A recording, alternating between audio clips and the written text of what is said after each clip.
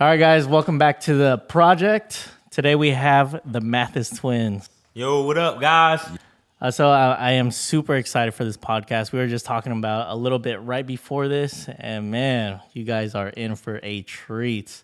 So, guys, tell me a little bit about yourself, where you are right now. Just brag about who you are. Tell me what you're doing, and yeah, tell them what you guys. So before he gets into the story, we want to say thank you so much for having us on, bro. We really appreciate us, being on and sharing with your audience. So thank you. Yeah, thank you, man. Really appreciate it. For us right now, we've done 400 plus real estate transactions. We've raised $30 million. We've pulled out, in terms of cash out refinance, over $800,000 of tax-free proceeds. We own, $7 million worth of real estate right now, just between us two, no partners, no syndication. We have a lot of failures, a whole lot of failures. And that's where we are right now, just really moving and grooving throughout life, trying to figure it out, just like everybody else. Awesome, man. Yeah. So how did your journey start? Where did you come from? Where'd you grow up? Born and raised in Miami, like in the trenches, in the hood, in the very, very rough part. My mom was a single parent. My dad was in prison from the time we was like 8 up until we was like 22. So my mom raised 5 kids by herself. Everything that we ever earned in life, we had to go out and get it. Like I remember going to my mom before we went to college, and I said, I want to go to college. She said, listen, if you want to go, I can't help you. You just got to go by yourself. So that should give you a little bit about what we had to overcome to get to where we are. But in college, we started a custom clothing line. We put $20,000 into that business. It was called Stamp Label. And that failed. Mm-hmm. Wait, first, where'd you guys get $20,000? Student loans. Student loans, and we had a little bit of savings. Okay. We had no damn savings. We had student loans. It Really? was all student loans. We had no savings. No, it was because it was my savings. That's why I said that. But we put $20,000 into that business. It failed, and then we instead of quitting, we saw another opportunity where we started doing promotional marketing. So doing printing companies' logos, hats. Printing companies' logos on hats, hoodies, and T-shirts. We was doing that, and then we met a guy who's now still our mentor, and we partnered with him. We started the cleaning company. We grew and we sold that cleaning company within 18 months. Wow. And then for the last 6 years, we've been doing real estate investing, and that's where you get all of the real estate transactions from and the raising the money over the last 6 years, and that's our story. Okay, you guys just went through a whole bunch now. Yeah. Okay, I want to know about you said cleaning company? Yep. Okay, yep. Tell me where that idea came from. How'd you guys go with the business plan? How'd you market? All that stuff. I'm gonna give him the first part, and you can finish. So the guy that we met, while we had our promotional marketing company, I interned for him, and during that intern, even though I knew long term I wanted to be an entrepreneur, everything I do, we always give 150%. I crushed the internship. So he tried to offer me a job, and after 7 months of recruiting me and calling me every week and me saying no, he said, let's start a cleaning company. And the reason why he wanted to start a cleaning company, because we had a niche cleaning company where we specifically cleaned dental and medical offices, because he saw a need based off a company that he had. He had a company where he trained people how to go out and fix dental equipment in the office, which revolutionized the dental industry. And his technicians saw that the business, there was a need because dental offices are very, very dirty. And we started that business with the idea that we were going to franchise it. But 12 months into it, we realized we hated the business, so that's why we sold it. Yeah. Well, why'd you guys hate the business? It was so that was a business. It was labor intensive, right? And you're dealing with, at the time, $10, $12 an hour employees. So you can imagine the type of employees that we were managing, where you're paying $10, $12 an hour. These are people who didn't have their life in order. So not only was I managing you at work, I was your doctor, your lawyer, your attorney, your baby mama, your therapist. We was everything to these people because they had so much going on in their life. They didn't know how to manage it. So that was one headache of the business. Another headache that we had with the business is the fact that it was a price-focused business, right? Where our customers were only focused on price. You're dealing with business owners, and we all understand as business owners, you look at your P&L every month, and you're asking yourself, where can I cut costs? So the business owners that we're working with, they're sitting down with their CPAs, and their CPAs saying, you guys paying $800 a month for cleaning? Find something cheaper. and then from there they'll cut us. So we in hindsight, we should have focused on cleaning high-end residential houses because when we sold the business, that's what we sold the business to. But that's another reason why we didn't like the business, because it's a price-sensitive business. Because again, like, what really is our competitive advantage besides the fact that we focus specifically on medical and dental? Anybody knows how to go and clean. So we were running a business where we had employees and we were trying to get, let's call it $600-700 in office, where a mom and pop shop where it was a team of two who came in and did the cleaning, they're willing to do it for $200-300. So yeah, Arbitrage did a little bit. They didn't even arbitrage. It was just they was able to charge cheaper than what we were, because for us, we had employees. They were doing the cleaning themselves. Yep. So they was just doing it. Hey, here's my side hustle. I want to come in and clean the office. So aside from that, also, you just realize when you are cleaning a house, you're typically answering to one person, and you got to clean it to their specifications. When you're cleaning an office, you're trying to please everybody in that office. Oh, why you didn't clean? You complain. He didn't clean my desk the right way. This person complains. He didn't take out the trash. So you have all of those complaints, and before you know it, you're out of customer, because you can never make anybody happy within that office. Tough business, very low margins, labor intensive, and you can never make customers happy. So yeah. And okay, so from starting that business, what are the top 3 takeaways that you took to the next one? Number one, everything that we enter has to have some type of barrier to entry. For me specifically, has to have some type of barrier to entry, because like Josh just said, if I'm trying to grow a business with employees and you have a mom and pop that I just want to make money, this is my job, it's just very, very hard to compete in the price sensitive business. So I would say barrier to entry. I think another thing that's one of the lessons that we learned from that business is how to really manage people. At the time, another reason that the business didn't do well, we were 24, 25, managing people my mom's age. So we didn't know how to properly manage people. So we understood, like, we now know how to manage people, how to set the proper expectations, and how to lead, right? Because if an employee called us and said, hey, I can't come to work, instead of us like disciplining them or writing them up, it was like, okay, cool, no worries, we'll help you there. But now we have become better business owners from that experience. Yeah. And then the third one, barrier to entry, being better leaders. And I don't want to be in a price sensitive business. Anything where people just makes the decision solely on price, I don't want to be in that business, right? So it's similar to barrier to entry, but again, like, if people know that, hey, it's cleaning, I can call 5 to 10 different cleaning companies, and they're just going to go with it. No matter how good your service is, they're going to make the decision based off price. More than 80 to 90% of the time, that decision on who I hire is going to be based off the price. So I don't want to be in a business that's focused on price. To piggyback off his answer, it's not necessarily focused on price. It is, what problem are we solving? We wasn't really solving a problem. Yeah, I'm cleaning your office, but anybody can do that. As you know, when you make real money in business, when you solve real problems, and cleaning somebody's office is not solving a problem. So just piggybacking off him, find places where we can solve problems, and we will always make money. That's why we did so well with wholesaling, fixing and flipping, because we knew how to find people that had problems, and we solved their problems. So got it. Yeah, it transitioned well for us. Okay, so great segue into what you guys did next. Yeah. So what was the next venture? Real estate. So we heard an ad. So once we made the decision to sell the company, because part of why we made the decision to sell the company, he was having a kid. We was working like crazy and making no money. She was like, man, I'm about to have a kid. Dad wasn't there for us. I want to be there for my kid. Let's get out of this. Let's find an industry where we can make money. At the time, we 25. Who made the most millionaires? Real estate. So let's go do real estate. And before you know it, we heard an ad on the radio. And that free seminar, hey, come to my free seminar, turned into us giving somebody $55,000. We got scammed because they didn't really teach us anything. So at that point, we had a decision to make. Do we lay down or do we rise to the occasion? And if I'm going to bet on us every time. We rose to the occasion. We hired another mentor. We gave that second mentor $15,000. Before we ever do a real estate deal, we $70,000 in debt.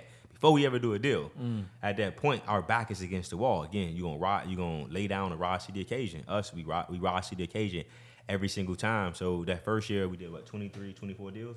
like 23, 24 deals, $156,000 revenue. Wow. We paid off all of the credit cards that we paid to for the mentors, and we just started running after that. So, yeah. Got it.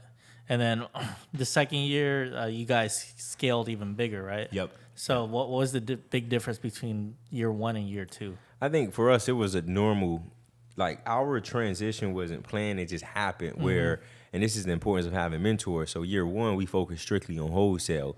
And then year 2, we had a deal where we wanted to make $25,000 net wholesaling this deal.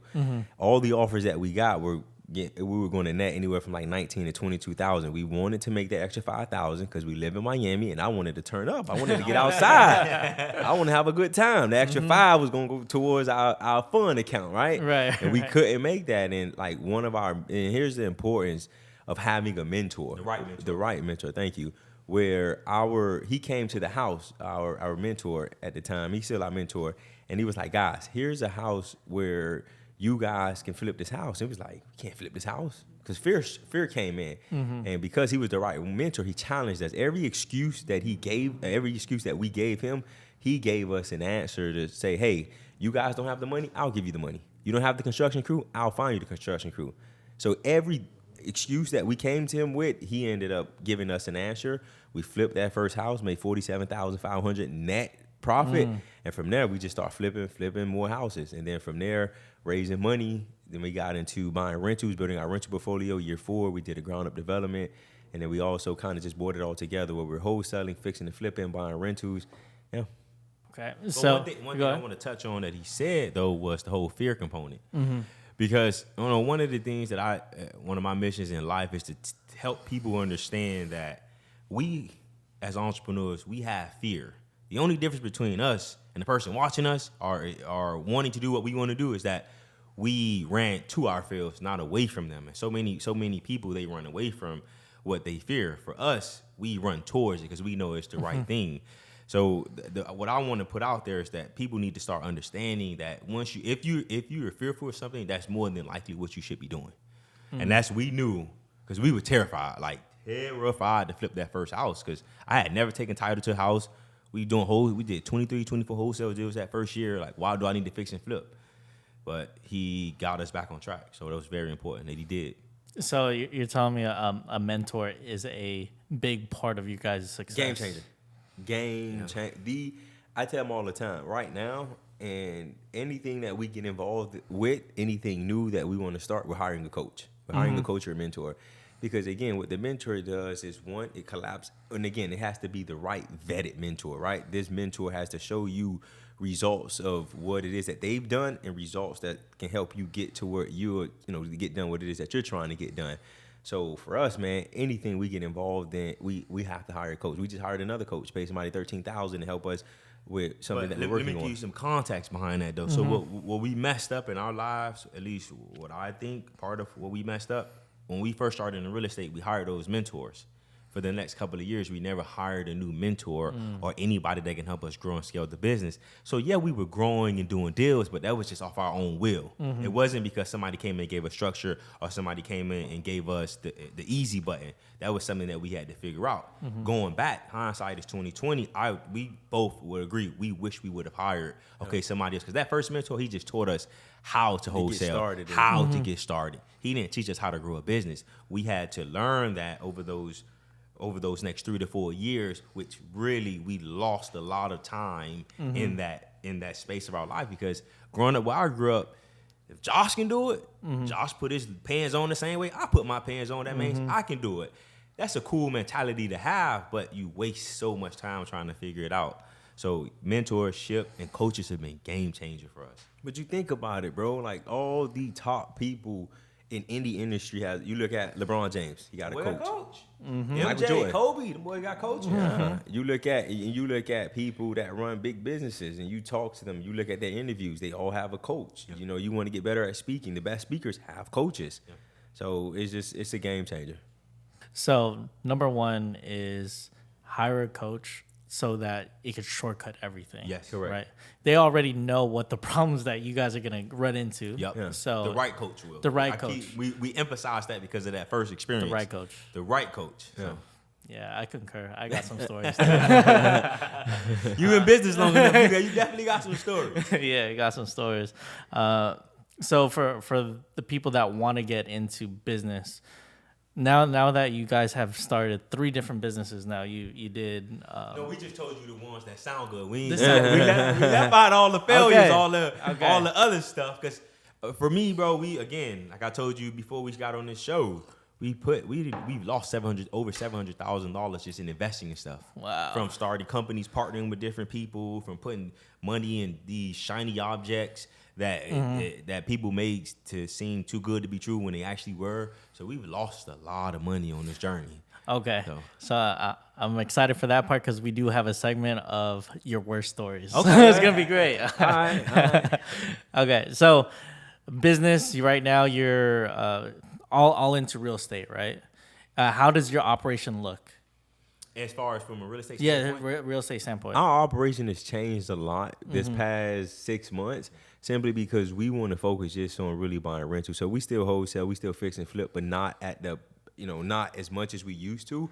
But again, because you understand, you grow as a business person, right? Your interests and your desires change. The money that we want to make, wholesaling houses and flipping houses, you're not going to make it. Let's be honest. You're not going to make $1 million a month wholesaling and flipping houses. And if you do, it's a lot of chaos to scale. There's an easier way to get there. So for us, we've always wanted to be in the rental business. Cash flow, tax benefits, the appreciation, we want to partake in those benefits, and we understand real estate. So for us, our core focus right now is continue to grow our rental portfolio, and then we still are doing some wholesale deals and some fix and flips, and now and putting our energies and efforts into other places as well. Yeah. And what's your number one marketing avenue right now? How do you guys get deals? Right now, it's through our students. Our students bring us deals. We buy deals from our students. Oh, that's cool. But prior to that being our students, it was PPC. We spent a lot of money on PPC, like a lot of money every single month on doing deals online. But then too is the power of having a personal brand, not just our students, bro. Like a lot of people reach out to us on social media. And they send us deals. A deal we're doing right now was a $30,000 wholesale deal. A realtor who follows us on social media, she sent us the deal. Wow. So that's why we put out the content as well. Like we do we do well over, let's call it 7 to 10 deals. Last year we did over 7 deals just from social media, right? It's no ad spend or anything. And this year, that's why we're putting a lot of energy and efforts towards social media because at that point, the deals just start coming to you like what they're doing for us now. So how important is social media for a business owner today? I think it's very important. And if you're not putting yourself out there, then you are really missing the boat. I think there are some people in life, in their life, they don't have to do it because they are there. But I think everybody needs to do it because of the opportunities that can come from it. For me, when we first started doing social media, it was just to inspire the people in our community. But then you start realizing that if I have a personal brand, just think about this. Prior to social media, to find somebody to do manufacturing for me in China, I got to go through all of these hoops. I can literally go on Instagram and TikTok, manufacturing in China, and find what I need in literally 3 minutes, let's say. And they're going to respond to me because, unfortunately, we live in a society where you're validated by your followers as opposed to what you've actually done in life. So now that I have a good amount of followers, I'm validated and I'm somebody, and I've been able to reach out to somebody else in a different country at a snap of a finger. And they believe that I do something really well because of the amount of followers I have.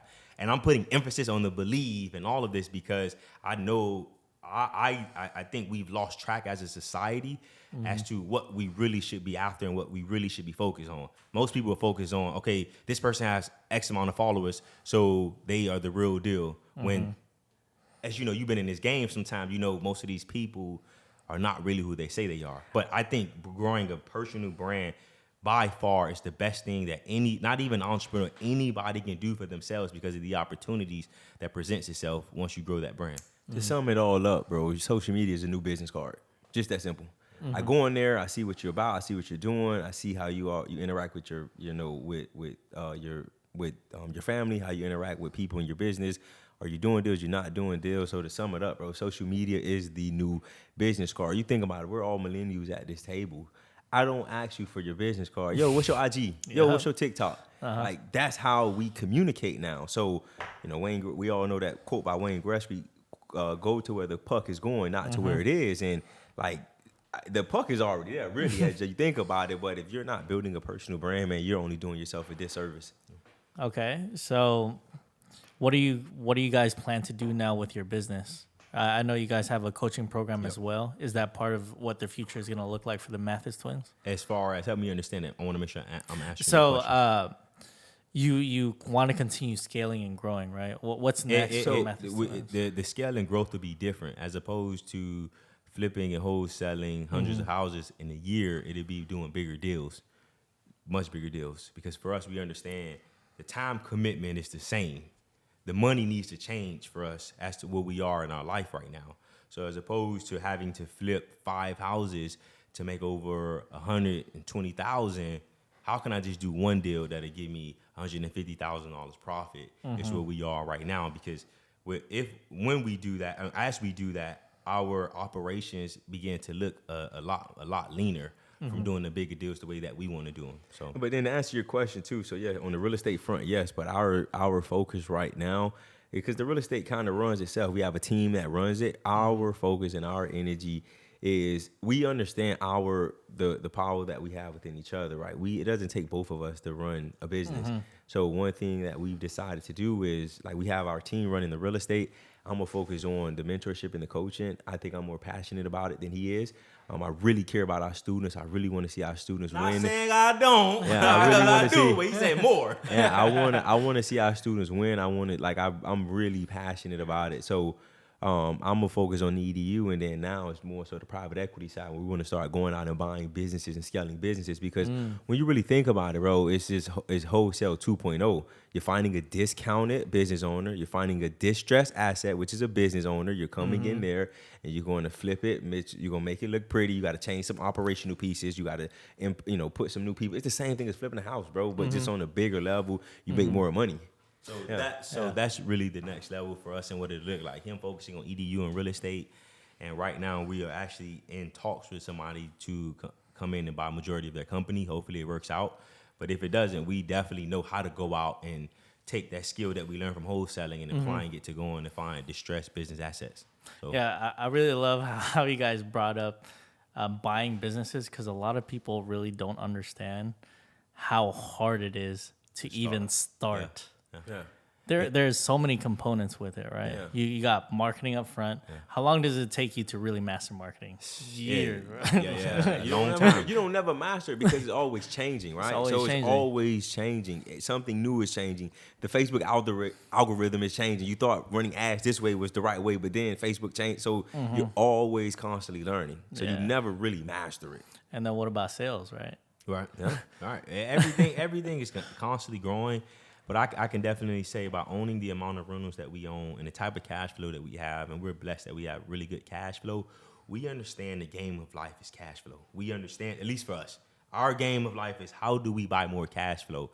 And I'm not trying to go out and create cash flow. We're being intentional. How do I buy cash flow? Whether that be more rental properties or whether that be a business. So from day one, I'm making money and not trying to go through what you have to go through in a startup where it takes a couple months for you to start seeing some traction. Years, sometimes a couple of years. For us, we're trying to figure out how do we shorten that curve to the jackpot. But I think the thing too, like, as you grow in business, you start understanding what I'm good at and what I'm not good at. And for us, we know where we're good at and we know where we're not good at, right? So when it comes to buying businesses, we know what type of businesses we're after. We know the value that we can bring to the table. We know how we can help that business get to the next level. So for anyone that's watching, like, understand what it is that you're good at. Like, for a long time, we were trying to fix where we're weak at. And I think that's the wrong way to look at life. Stop trying to get better where you're weak at. Focus on where you're strong at. Hire out, partner out where you're weak at. And then from there, like, you're not focusing on your weakness. You're just getting stronger in the areas you're stronger at. And then before you know it, you're a beast in that area. And then, like, you really think about people who are good at marketing. They get paid a lot of money because what? They're good at marketing. People who are good at sales, they get because they're good at sales. Get great at that one thing, become great, and then the other areas you're weak at, again, partner, hire out. Have you guys ever taken a predictive index? Yes. Yeah? I've done the disc. No. Yeah. Predictive index, kid. Yes, we've done it. I'm a high DI. Like I'm a. Explain that. This and in a business setting, I'm very. In this, it stands for dominant, Influencer, right? influencer, Something. steady, and then complacent. That's what this stands for. I'm a high DI, meaning in business settings, I'm very dominant, very aggressive, let's get to the point, let's get down. In social settings, I'm completely different. I'm a I, influencer, meaning I'm social, I'm entertaining, I'm fun to be around. So that's mine. You remember yours? I don't remember mine. I remember mine. Yeah. Okay. I think for us, we balance because he's aggressive. I'm more so like passive aggressive, where, and again, understanding where you're good at and where you're weak at. Like he don't deal with our employees, he don't deal with our contractors because he's very this. And I understand you can't be like that when you're dealing with people, right? People have feelings, they have emotions, like all the stuff that comes with running, all the stuff that comes with running a business, right? So we kind of know where our strengths and our weaknesses are, but when it comes to negotiation, I let him deal with that because he's aggressive. He's going to make sure we get the best deal, right? So we just kind of again know where we're strong and where we're weak, and you focus on this, I focus on that. So would you agree that he's the visionary, you're the implementer? No, I think it's more so of we balance. We're both the because I think for the integrator you have to be an operational person, and our minds don't work like that. Our minds just don't work as like operational procedures. Organized. We're very disorganized. Both very disorganized. Very disorganized, right? But again, I can happily say that, right? Because I know that's where I'm weak at. So I hire a Lori, who's our director of operations, who's going to make sure we stay organized. You get what I'm saying? So like for us, we just know what we're good at and what we're strong at. But it's funny. What made you say that I'm visionary integrator? Because most people that meet us say that, like they see me as the visionary and he's the integrator. So first, I'm a visionary, right? So I can see a lot of myself in what you said, which is social, a little bit more social, aggressive. Once they have something that they want to do, then they're kind of aggressive about it. I'm kind of aggressive. Got you. And then for you, it sounds like you handle like the contractors and the people. That sounds like a day-to-day thing. That's why. Yeah, but again, that's just for the business that we're in, and I understand that, right? Yeah. But again, if we want the business to grow and scale, I know that's not a role for him, right? So, but because you think about from an integrator standpoint, he's very, very like cross every T dot. Like he's very how do I want to say this? Like he crosses every T, dot every I. I'm not like that. Like I'm just very like detail oriented. Thank you. Very detail interesting. You get what I'm saying? Both. So it's just like it's both. Like I'm not it's both. detail oriented. He'll send me a contract to look at him like, oh, he's good. And he's like, you fucking missed this. I'm like, no, because again, so that's why it's just we play well off each other. So don't curse on the man show. I'm sorry, dog. So it's a great thing you guys are twins, right? You guys wear the both CEO hat. Oh yeah, you can say that. But now again, that's why we're going a different. It doesn't take both of us to run a company, right? I think, and that's one of the mistakes that we made early on. You can hear me, right? I'm good. That's one of the mistakes that we made early on, where we were stepping on each other's toes, where it was just there is no structure, no organization, no clear roles and responsibilities. But again, hiring the right mentor, he helped us say, hey, you need to write down what all the roles and responsibilities are. Jeremy, what are you responsible for? That's what he's responsible for. Joshua, what are you responsible for? Okay, these are the things that Joshua's responsible for. So I'm going to give you, for instance, in our real estate business, he handles our rentals. It's a lot of decisions that he makes that I don't agree with. But again, that's his role, his responsibility. But I don't agree with those roles, but I move forward with them because it's in alignment with the vision that we have set. Right, so like when I say some of like the core decisions, I'm cool with, but like I'm a design guy. He fucking paints all of our buildings a light blue color. It's ugly. Like I don't like that. You know what I'm saying? But again, he runs our rentals. For me, I run all of our fix and flips. There's a lot of things that I do that he don't like, but at the end of the day, we work well together because it's not his decision or my decision. It's what's the best decision for the business and is in an alignment with the vision that we set. So for the project podcast, we like to tell real stories and real struggles of how you guys even got here, right? Yeah. So now we're going to talk about what is the worst stories that you have. So that could be the 700K one. You want to talk about that one first? And it wasn't I'm not rich like you, so it wasn't 700. It wasn't 700 altogether. It was like 50 here, 100 here, 150 here. So it was over the years of us putting money into projects, or putting money into companies, or putting money into shiny objects that we should not have been putting money into. Just as simple as that. For me, if somebody's watching this, you need to figure out, where do I need to get to? What is my number? Meaning, how much money do I need to have in my bank account before I go out and invest in something that I have little to no control over? Meaning, somebody else's company or somebody else's project. For us, every time, bro, without fail, we made money. We was doing two things. We was investing in something. It was going out. We're going out. I appreciate how we went out. We had a lot of experiences. I don't regret that at all. I don't regret that at all. But as far as putting money into investments, we did that way too early. And I want to touch on that because, you have people on Instagram and you follow what people tell you to do on Instagram, and me being lost in the sauce, lost in the crowd. Oh, every millionaire has 7 streams of income, and you need all these streams of income, and you need to do this, and you start believing that because it's been perpetuated for so long. Yeah. You start buying into it, you start doing it, and you look back after you lost the money. You're like, damn, I should have waited. I shouldn't invest into stuff that I had control over, which was my own projects, which was my company, reinvest into the company, or invest in stuff that I can control before I go out and do anything else. I mean, my views on that, I forget who I heard say this on the podcast, but money should be it's make, manage, and multiply. You make the money first. Like, okay, get to that number. Like, I think 250 to 300. Anywhere in this country, you making 250, 300,000 a year, you can live a great life. So how do you get to whatever that number is for you? So you have to figure out the lifestyle that I want to live is going to take me X to get there, right? So figure that out, how I'm going to make the money to do that. Now, once you're making that money, you want to make sure you manage that money. How do I be a steward of that money? People don't make money. People don't increase their income because they're not good stewards of money.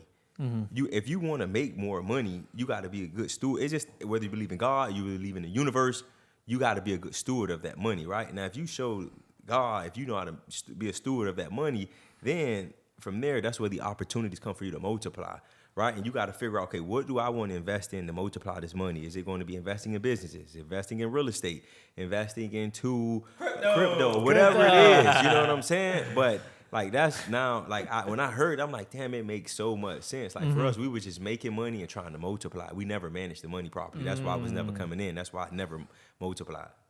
Got it. And why'd you say crypto like that? Oh no, it's just we followed the way.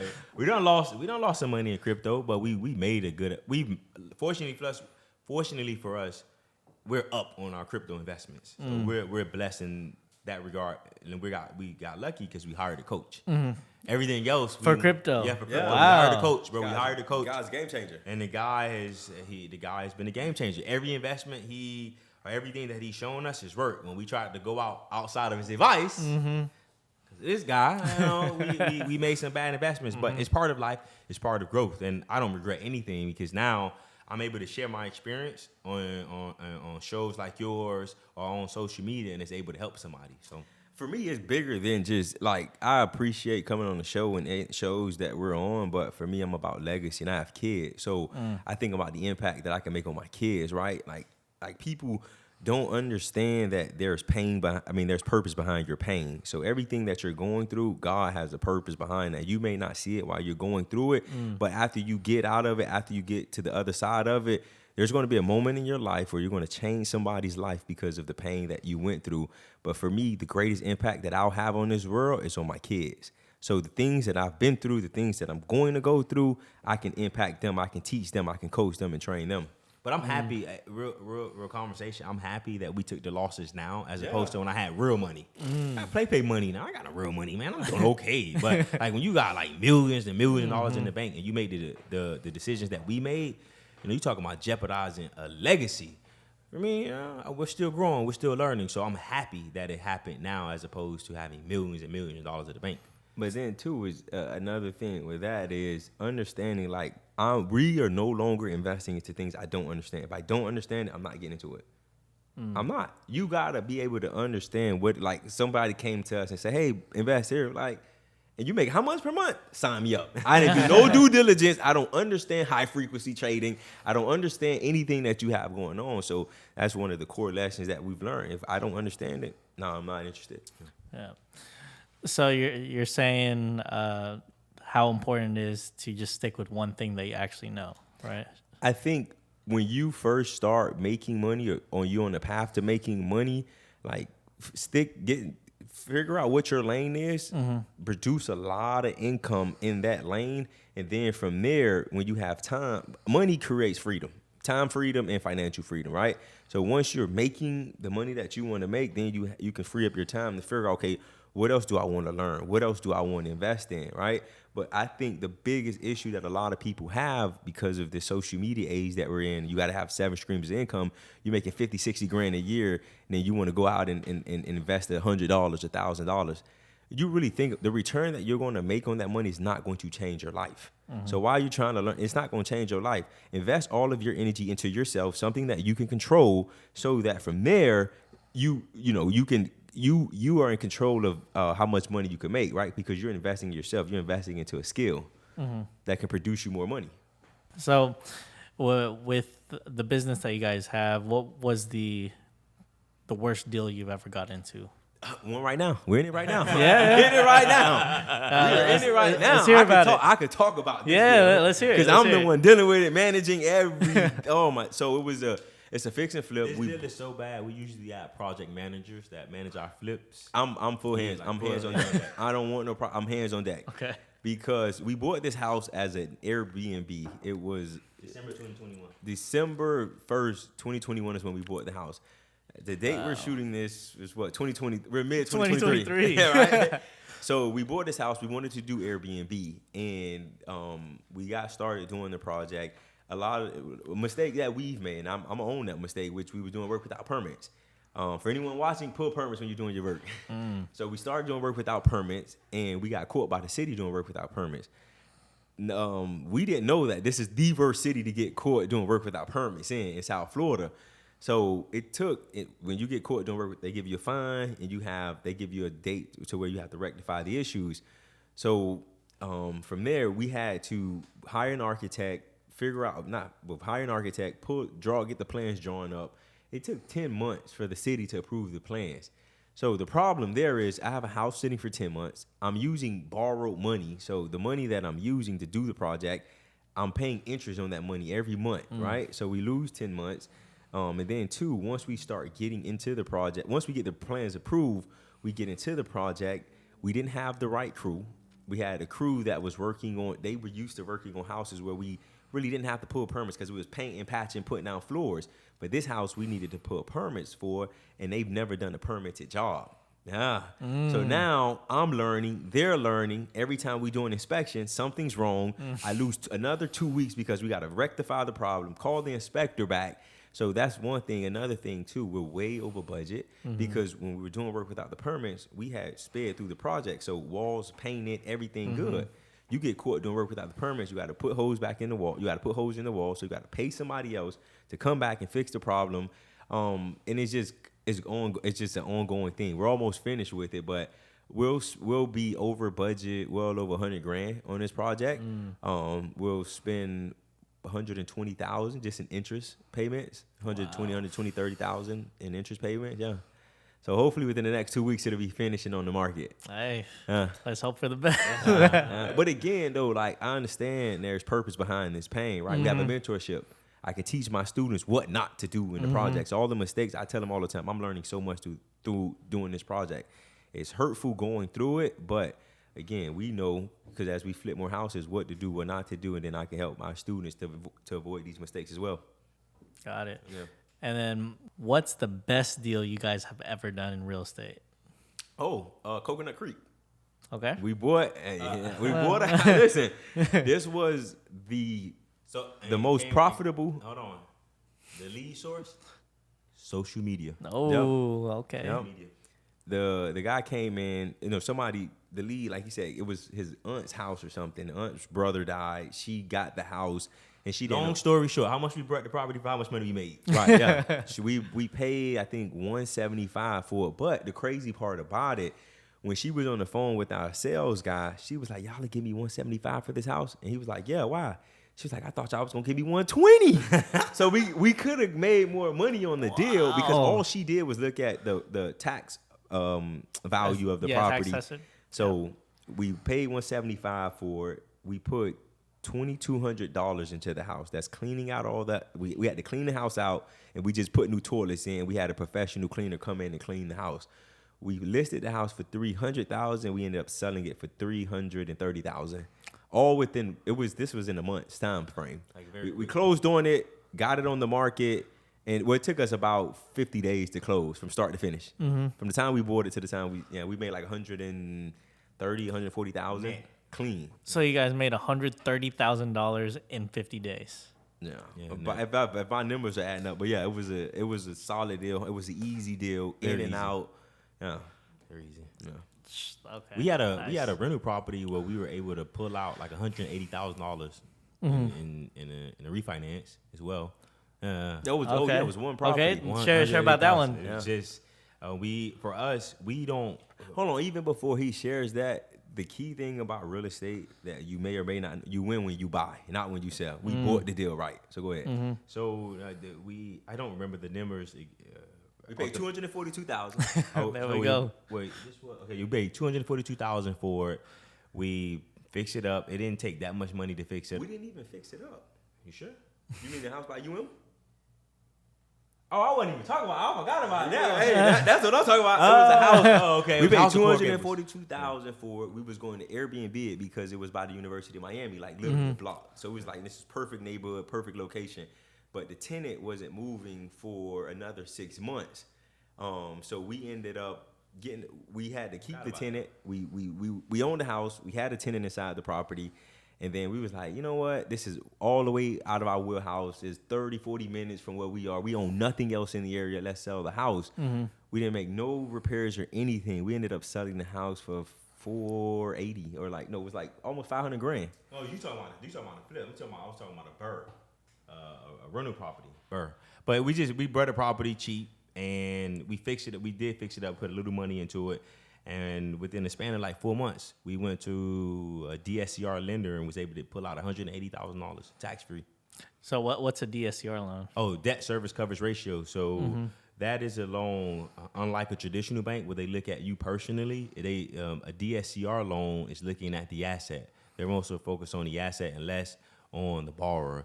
And that's how we've been able to do a lot of our deals because, if you don't have relationships with the bank, it's going to be kind of difficult to buy the type of deals that we purchased in the past. Duplexes, triplexes, fourplexes. Once you get to a certain number, the traditional bank will cap you.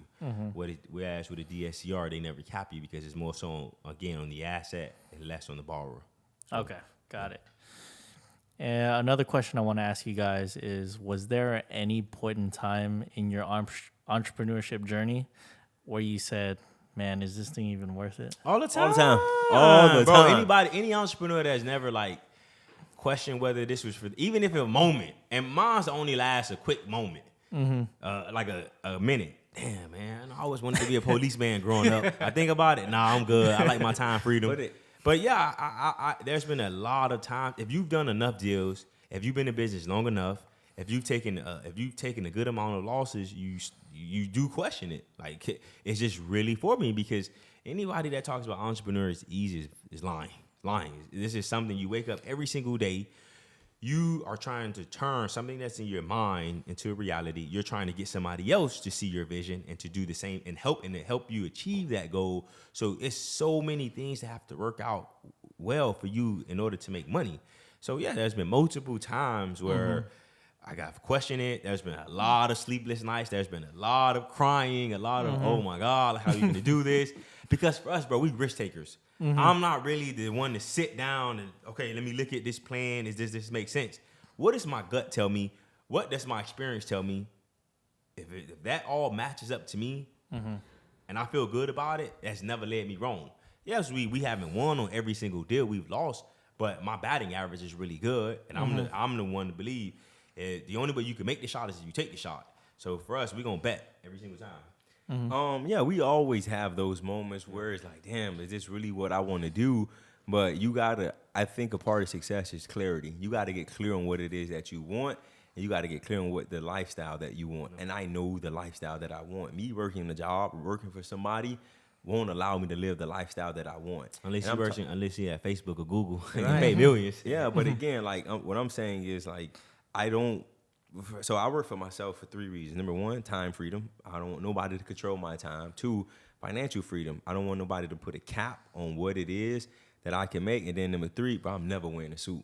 I own one suit. I wear that suit to bar mitzvahs. I wear it to funerals. I wear it to social events. I don't like wearing suits, or I don't like dressing up. So those are the 3 reasons I work for myself. And for me, I have those moments where I'm like, but I'm like, yeah.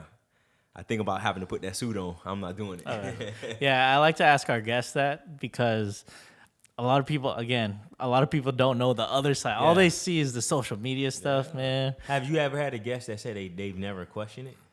All the time. Everybody. Okay. Yeah, all the time. Yeah, and I could talk about myself. I was just crying 2 days ago, man. It's tough. It's man. bro. Entrepreneurship is a roller coaster. It's a roller coaster ride.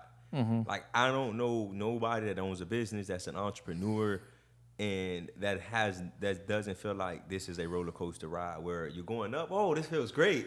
Then you go down. Oh shit! You lose the gut feeling. Like you start questioning. You go back up again. Yeah. So it's a roller coaster. Like we just heard, like I just told you before we spoke, what the guy said he had asked. So a founder, I was just at a place with the founder of Waze, and he was talking about a big time founder that founded the company had a huge exit. He asked the guy, say, man, how did you sleep at night when you were growing this company? Or like a baby. He looked at him crazy. He said, a baby, they wake up every 2 hours crying. That was my life as I was building this company. And people don't understand, bro. That's if you really in the trenches and you really building something, that's kind of what it's like.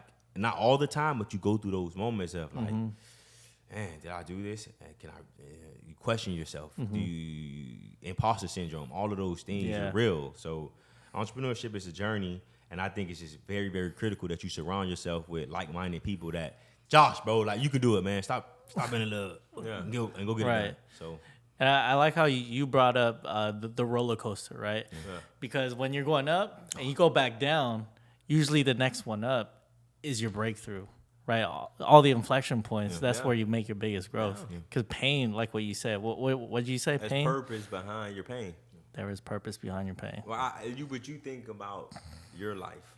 With your life, there's pain points that you've been through that you're just like, damn, I hate that I'm going through this. But you look back and you be like, bro, I'm glad I went through that. I tell them all the time, like, what we've been through on this entrepreneur journey, I will not change that because this is God's plan for our life. Even if we want to speed it up faster, all that, if it's not going as fast as we want, it's because we're not ready for that. We're not ready.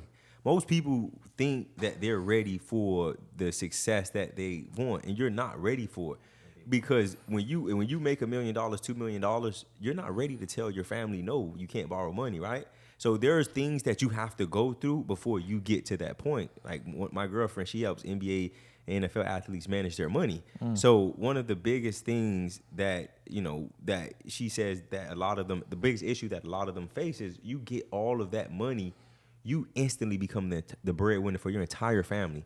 So you think about it, a kid that's 18 to 22 years old, your uncle, your dad, your mom, people that you look up to are coming to you and asking you for money.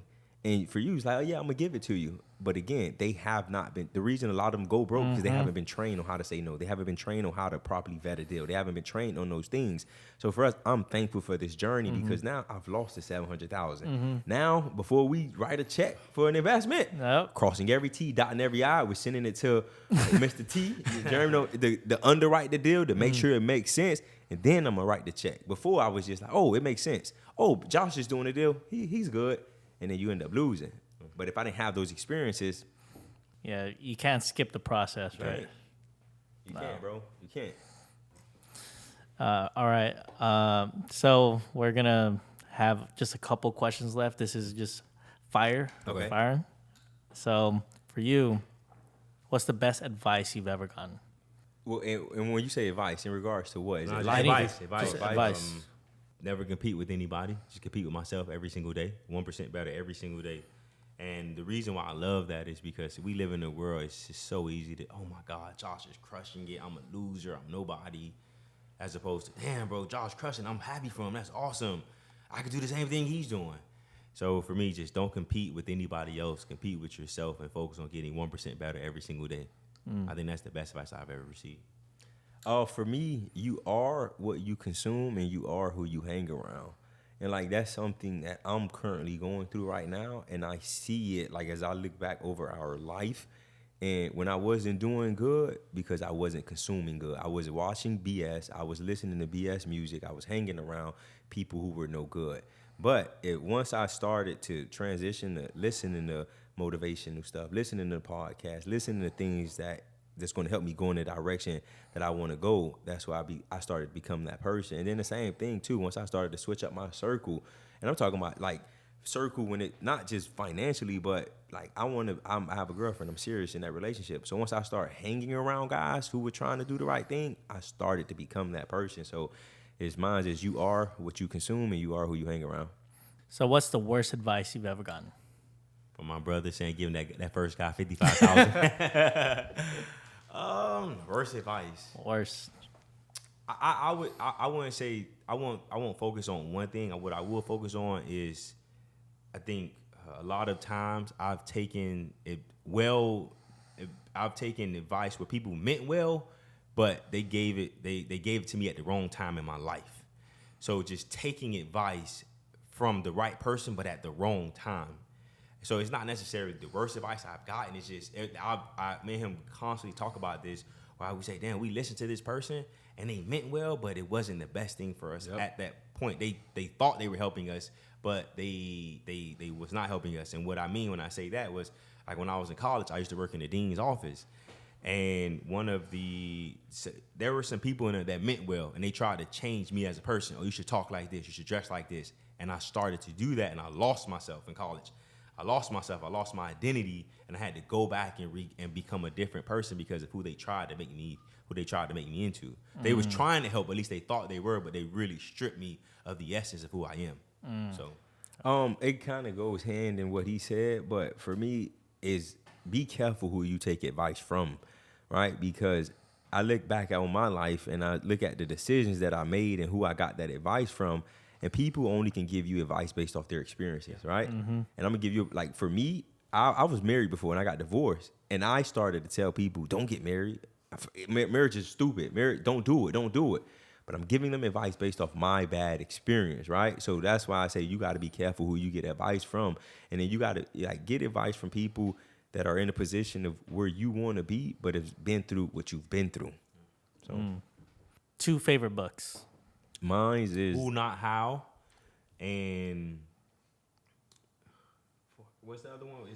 I can't even. I lost my train of thought. But definitely Who Not How by Dan Kennedy and Dan Sullivan. Dan Sullivan and High Performance Habits. High Performance Habits by Brandon Burchard. The reason why I like High Performance Habits is because this guy, he spent years, kind of like Think and Grow Rich, but Napoleon Hill spent years interviewing entrepreneurs and high-level people. Brandon Burchard did the same thing, and he realized there's 6 key habits that every high performer has, and the first one is clarity. That's when I really started to understand. Once you become clear on what it is that you want and don't want, things begin to become much better. So Who Not How and High Performance Habits. Mine is the Gogiver and Energy Bus. So the Gogiver, it talks about just being a giver, right? The more you give, the more you receive. It just allowing that to become natural to you. A lot of people don't give because they don't exercise the giving muscle. So one thing that I started to do probably a couple of months ago, anytime I have an opportunity to give somebody, I do. If I'm at a restaurant ordering Chick-fil-A and I order takeout, I'm giving them a tip. Whether they serve me or not, it's just exercising that giving muscle. And then the next book is the Energy Bus. I love it. It's 10 rules on how to live your life. So I highly recommend those 2 books to everyone. Anyone that comes and work with us or for us, we gift those books to them, the Go-Giver and the Energy Bus. All right, so for our audience, there's a lot of people that are stuck out there that have a lot of limiting beliefs. That's probably the number one thing of getting started, right? Yep. What would you tell them? Everybody that's successful in life, they all put their pants on one leg at a time. or they don't have legs. They put their shirt on one arm at a time. You're no different than the person that you aspire to be. The only difference is that they take actions towards their fears and you don't. So if you want to be somebody, if you want to do something great in life, just know you have it within you. You just got to go out and do it. I think for us, man, we're the example, right?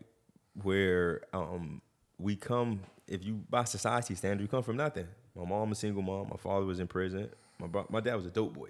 Right? We hear these stories later on in life, but when I was a kid, I didn't understand that. And by society standards, I'm supposed to have self-limiting beliefs, right? I had nobody telling us anything positive up until we was about, well, we had positive influences, but our surroundings was always negative. But for us, the message is if we can do it, your audience can do it as well. Got it. Last question. How can the audience find you guys? Holla at your boys, man. We on all social at the Mathis Twins, MATHISTWINS. That's the Mathis Twins across all social platforms. At Mathis Twins, not the Mathis Twins. I got to do everything for this guy. So I gotta do everything. Instagram, TikTok, YouTube, Facebook, man, you guys reach out. We would love to hear from you guys. We love to share and connect with you guys.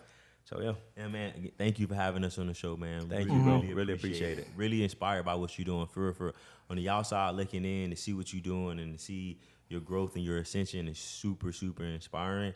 So I just want to tell you, bro, keep going. Yeah. Keep getting after it, bro, because you truly inspiring people. Yeah. I appreciate that. Well, thank you again, Mathis Twins. Josh and Jeremy. Yeah. So thank you, Josh and Jeremy, for coming on the podcast. Yeah. This is The Project, and this is your host, Josh Villarreal. Catch you guys next time.